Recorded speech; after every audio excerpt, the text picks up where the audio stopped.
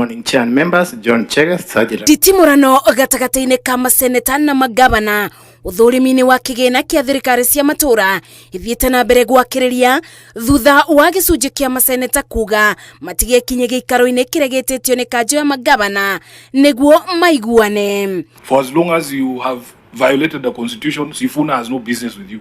We will not sit down with the constitutional delinquents. So that meeting for next week is of no use because they have refused to this week. Yes, it was supposed to be this week. They were supposed to meet certain preconditions. The entirety of last week, we did not have a single meeting.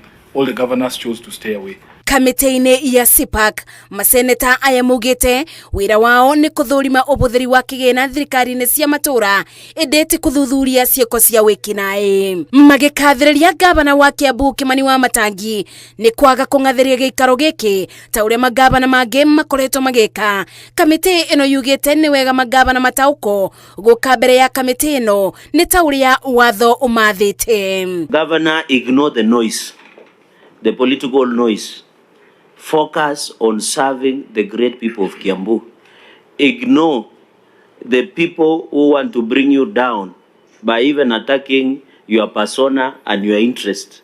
We are not interrogating the work of Nyoro, of Waititu, or of Kavogo. We are interrogating your work. And I wish we were ready to proceed because we would have been very happy to find out if on-source revenue has grown by 2 billion over a period of 3 years. Who used to pocket that money? What surprises me is that there are some who have been senators, they have even been in this committee, and they are not able to come to these very important sessions. So I would like to congratulate you. Ona gutweka gavana Wamatangi ndena thurimo thutha wa mutari wa mathabu kuga ndauma na ibinda ria kuigana ria kubitukira riboti cia kaunti ya Kiambu. Wamatangi augite wigiririki wake ni gutariria mabuthiro ma kaunti na tondu ndari na kindu arabithirira o gavana akuwe mutharaba wake.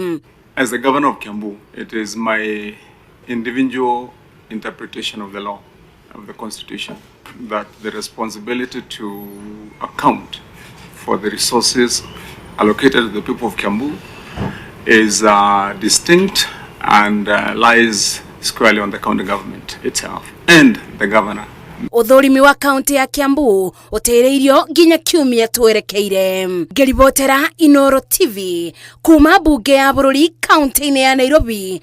Njitago Masi Wadia wa Muriithi. Set a new date. We thought we could meet next week on Monday, but I've seen in our schedule there's some